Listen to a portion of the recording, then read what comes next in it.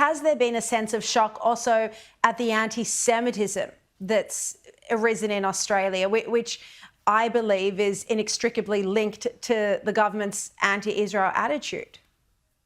Yeah, you're right, and people do raise it with us. Probably not as much as they have done in the past, but it has been mentioned, what's going on in Australia? Why haven't your government and your authorities been stronger against anti-Semitism in Australia? What's behind it? Why are you seeing it? There's been those sorts of comments, but primarily there's so many people who have spoken to, government officials and other non-government agencies and citizens, have talked about what they call betrayal from Australia. And the history between Israel and Australia goes back to before this country was formed in 1948, of course, and it's been especially strong since then.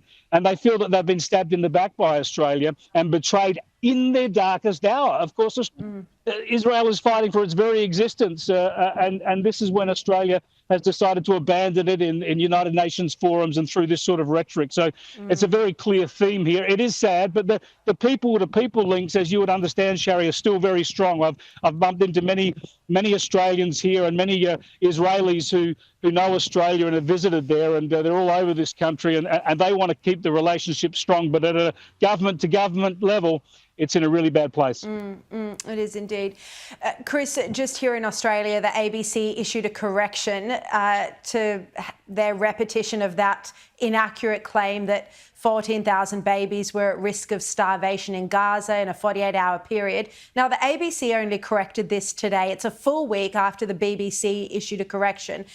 This is typical of the misinformation that we're seeing from the public broadcaster. It's typical of the bias that we're seeing from mainstream media outlets.